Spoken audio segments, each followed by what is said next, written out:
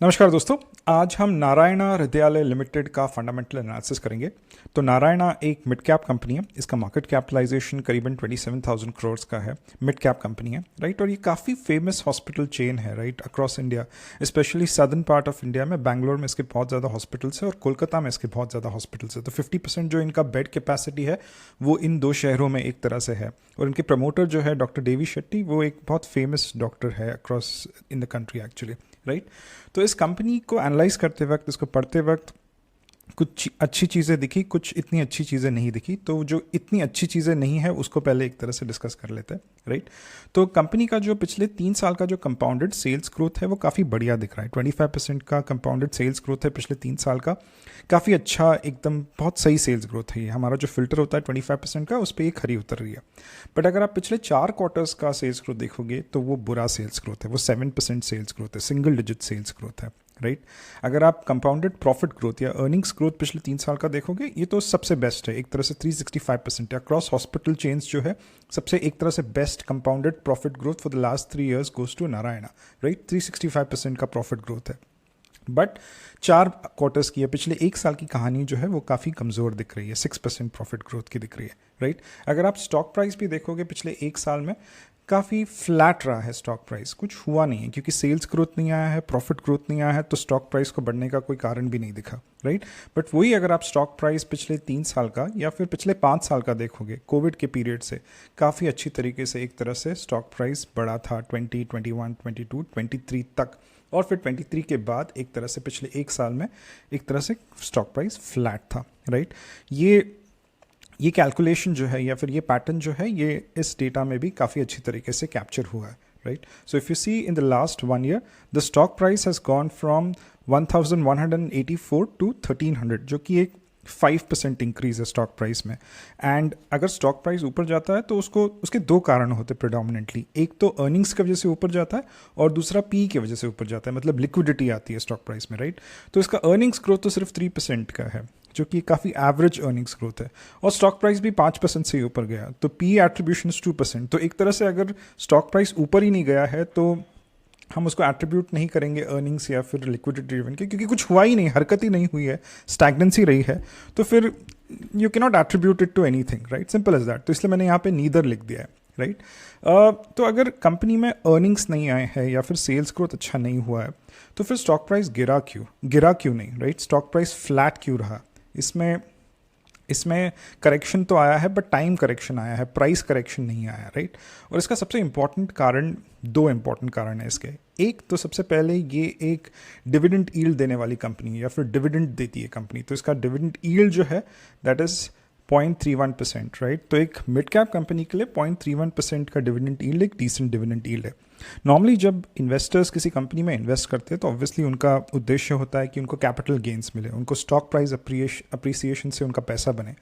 But जब वो नहीं होता है बट उनको डिसेंट डिविडेंड आता है तो रिटेल इन्वेस्टर्स स्पेशली वो स्टॉक बेचते नहीं। उनको लगता है कि कहीं ना कहीं से तो पैसा आ रहा है तो स्टॉक प्राइस को रखते हैं, अच्छा कंपनी, अच्छा प्रमोटर है, आगे जाके कुछ होगा, राइट। सिमिलरली अगर आप देखो इसमें free cash flow positive company है, right. If you look at free cash flow it's 168 crore.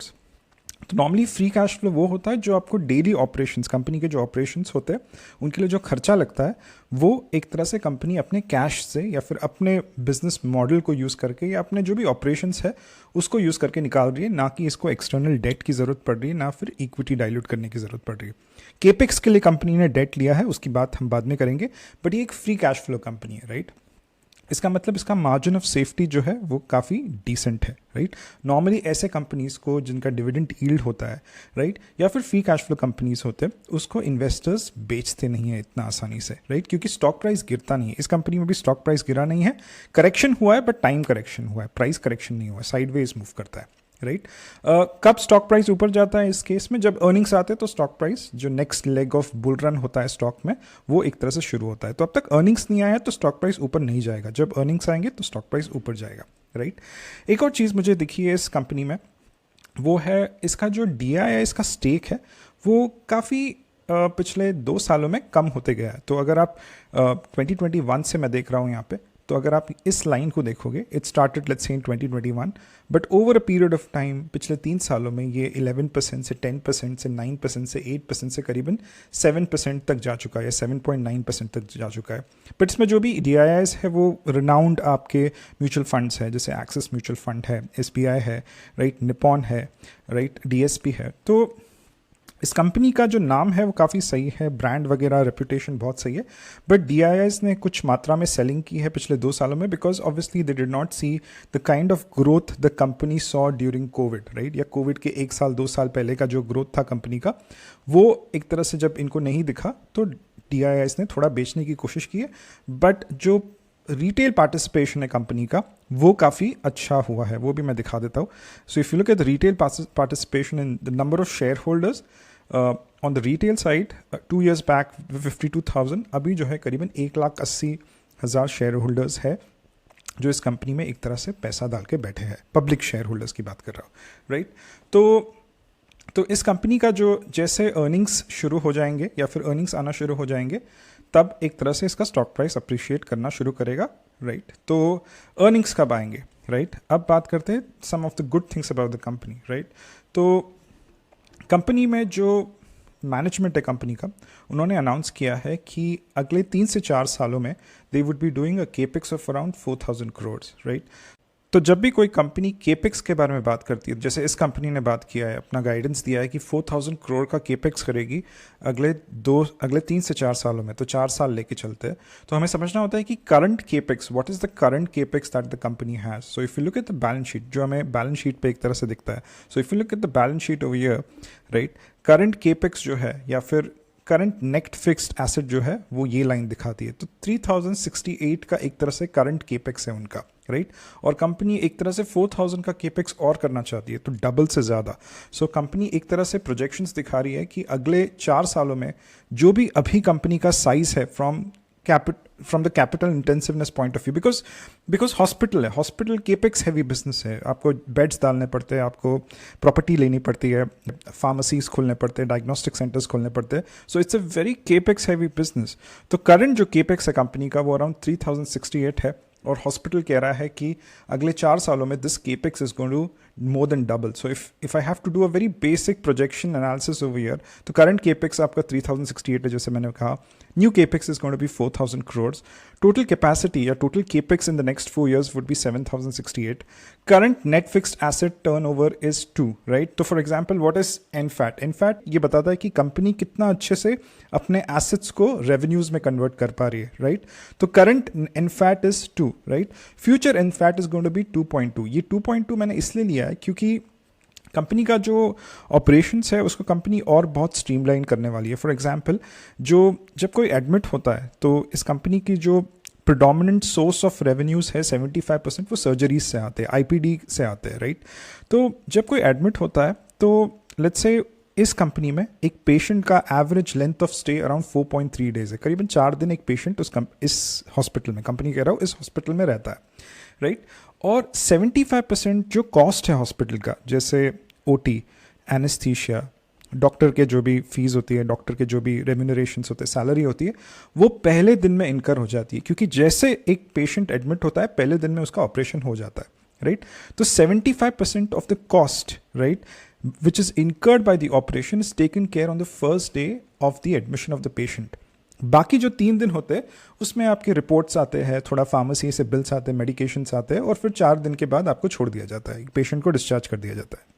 तो कंपनी कह रही है कि ये 4.3 days का जो एवरेज लाइफ स्टे है एक पेशेंट का, उसको हम 3.3 कर देंगे, उसको हम रिड्यूस कर देंगे 3.3 को, क्योंकि हमको लगता है कि 3.3 is something with which we can get operational efficiency, and हमारा जो केपेक्स है वो अराउंड 20% से तभी का तभी बढ़ जाएगा, राइट। क्योंकि हम 4.3 से reduce ALOS, average length of stay, from 4.3 to 3.3, due to which जो केपेक्स है, मतलब आपका पेशेंट 4 दिन में निकल रहा है, अब 3 दिन में निकल रहा है, तो वो बेड जो है वो 1 दिन एक्स्ट्रा खाली हो गया, राइट। तो यहाँ पे केपेक्स बढ़ जाएगा, आपका केपेक्स मतलब यूटिलाइजेशन बढ़ जाएगा, आपका capacity utilisation would be better, right. तो इसलिए जो नेट फिक्स्ड एसेट टर्नओवर फिलहाल जो 2 का है, मैंने उसको 2.2 लिया है, क्योंकि I am expecting as the company has guided कि हम लोग हमारा ऑपरेशनल एफिशिएंसी है we will make it better. So मैंने फ्यूचर एनफैट जो है वो 2.2 का रखा है, राइट. तो अगर मुझे फ्यूचर रेवेन्यूज कैलकुलेट करने हैं which is 2.2 multiply by total capex which is going to come in the next 4 years, तो करीबन 15,500 के फ्यूचर रेवेन्यूज आ रहे हैं. What are the current revenues? 5018 के करंट रेवेन्यूज है. तो revenue growth is around 33%, which I think is a decent revenue growth for the next 4 years. Net profit margin 16% है. नॉर्मली हम जब प्रॉफिटेबिलिटी देखते हैं कंपनीज की, हमें 10% से ज़्यादा प्रॉफिटेबिलिटी वाली कंपनीज चाहिए, बिकॉज 10% से ज़्यादा जब प्रॉफिटेबिलिटी वाली कंपनीज मिलती है तो उन कंपनीज में अच्छा प्रॉफिट बन रहा है, तो रिटर्न ऑन कैपिटल एम्प्लॉयड भी अच्छा होता है, जैसे इस कंपनी में है. रिटर्न ऑन इक्विटी भी अच्छा होता है, जैसे इस कंपनी में, उस पर हम आते हैं, right. Future PAT is going to be around 2488 which is 16% of 15,500, right. और करंट पैट है कंपनी का वो अराउंड 790 crores है. तो profit growth is going to be 33% in the next 4 years, which I think is a decent profit growth, right?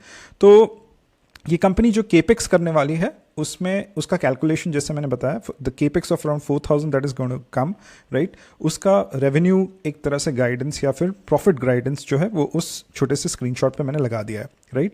दूसरी और बहुत सारी चीज़ें कंपनी कर रही है, जैसे एक इंटीग्रेटेड हेल्थ प्रोग्राम लेके आ चुकी है कंपनी, विच इज़ लाइक, अगर समझो आपके परिवार में 6 से 8 लोग हैं, आपको साल का करीबन 20,000 रुपये देना है, 20,000 रुपीज़, और वो 20,000 में आपको इतने कंसल्टेशंस मिलेंगे, आपको प्रिवेंटिव हेल्थ केयर रिलेटेड जो भी चीज़ें हैं, आपको वेलनेस के प्रोग्राम्स में वो लोग पार्टिसिपेट कराएंगे, आपको कंसल्टिंग कराएंगे, आपके जो भी चेकअप्स होते हैं वो कराएंगे. करीबन 20,000 rupees per annum is something which you have to pay, and 8 people in your family can be taken care of by the hospitals that this company has, right.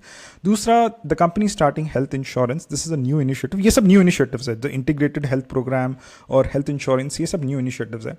Company का एक important facility जो है वो केमन island में है. तो केमन is a place which is very near to the United States. तो वहाँ का जो भी क्राउड है उनको, या फिर वहाँ के जो भी पेशेंट्स हैं उनको केटर करने के लिए एक तरह से नज़दीक केमन में उन्होंने अपनी फैसिलिटी डाली है, और वहाँ पे कुछ एक्विजिशन किए, कुछ ENT हॉस्पिटल को वहाँ पे एक्वायर किया है.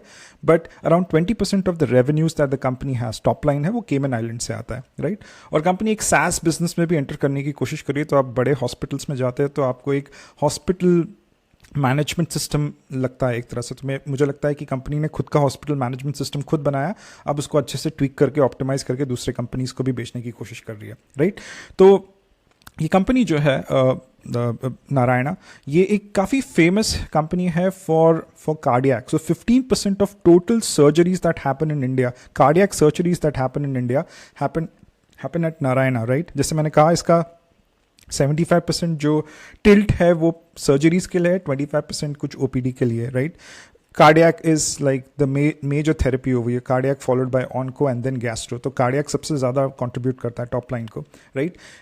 इस कंपनी की एक मुझे ठीक बात लगी, इसका जो वर्किंग कैपिटल साइकिल काफ़ी सही है, राइट. और वो इसलिए सही है क्योंकि the government share of the pair is very less. तो जब गवर्नमेंट आ जाता है पिक्चर में, जैसे मैंने यथार्थ हॉस्पिटल का एनालिसिस किया है, उसमें government I think 45 to 50% pair mix में आ रहा है.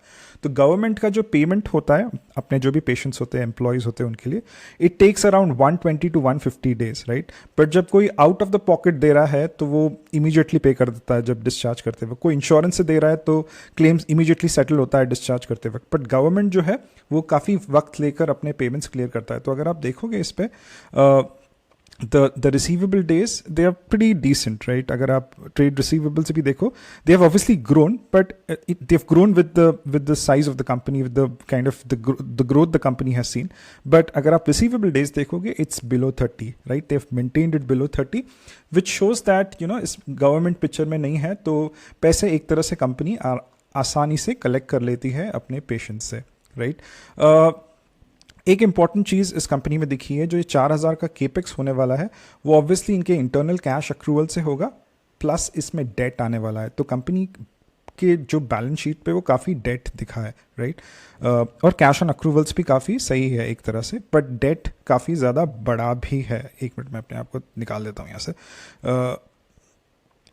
If you look at the debt over here, the debt is around 1,300 crores, right. It started with 207 crore, 200 crore का डेट था 2015 में. बट अगर जो भी ये कंपनी अभी केपेक्स कर रही है, right, it will be funded by debt, plus there are decent kind of cash equivalents on the balance sheet as well. तो करीबन 330 करोड़ के कैश इक्विवेलेंस है यहाँ पे. तो तो डेट फंडेड है और सबसे मेजर रिस्क जो ऐसे कंपनीज में दिखता है कि आप जो भी कैपिटल एक्सपेंशन कर रहे हैं या फिर आप जो भी केपेक्स कर रहे हो उसको you can not delay that, but a lot of delays happen while one is doing all these capex because these could be green field projects और brown field projects. This is a green field project, तो इसके लिए नया land लेना पड़ता है, सब कुछ क्लियरेंसेस लगते हैं, तो there could be delay in the capex due to which there could be some problems that can come over a period of time, but this is something which we need not worry about right now. Company का जो projections है वो काफ़ी clear cut दिख रहा है इस programme से, इस कैलकुलेशन से जो हमने किया कुछ वक्त पहले, राइट. तो अगर मुझे एक ब्रीफ देना है कंपनी का, सो क्या मुझे लगता है कि अगले 4 सालों में या अगले 2 से 3 सालों में can the company give a compounded sales growth of more than 25%? Yes, because the capex that the company is doing, उसमें definitely एक gestation period होता है, क्योंकि आप आज अगर हॉस्पिटल डाल रहे हो तो immediately आपके पास आज से ही पेशेंट आना शुरू नहीं होंगे. It will take certain time. तो यहाँ पे मैंने 2 to 3 years लिखा है, यहाँ पे मुझे 3 to 4 years लिखना चाहिए था, बट 2 to 3 years मेरे को लगता है कि थोड़ा डिफिकल्ट हो जाएगा, but in the next 3 to 4 years definitely 25% sales growth इस कंपनी में दिख रहा है. इस कंपनी के सेक्टोरल टेलविंड्स या फिर इस हॉस्पिटल एज एन इंडस्ट्री के सेक्टोरल टेलविंड्स काफ़ी स्ट्रॉन्ग है, क्योंकि अगर आप देखो hospital is a discretionary play. मतलब अगर आदमी के पास पैसा आता है या फिर फैमिलीज के पास पैसा आता है, जब कोई आदमी समृद्ध होता है तो सबसे पहले वो इंश्योर करता है कि उसका जो हेल्थ है वो सही रहे और उस पर हेजिटेट नहीं करता है खर्च करने के लिए. वैसे ये जो हॉस्पिटल है ये बहुत अफोर्डेबल हॉस्पिटल है. It is not like max या फिर अपोलो या फोर्टिस जो बहुत ज़्यादा चार्ज करते हैं. It's a very affordable hospital, right. तीसरा, अगर आप देखोगे अर्निंग्स ग्रोथ, अगेन मैंने 2 से 3 years 2 से 3 साल लिखा है. The right parameter would be 3 to 4 years, but in 2 to 3 years, I think it will not be 25%. It would be somewhere in the range of 15 to 20% and not more than 20%. That is what my analysis shows, right? Profitability in the business, 10% से ज़्यादा net profit margin है. So I think it's a fairly profitable business and it's going to be a profitable business as it goes ahead, right?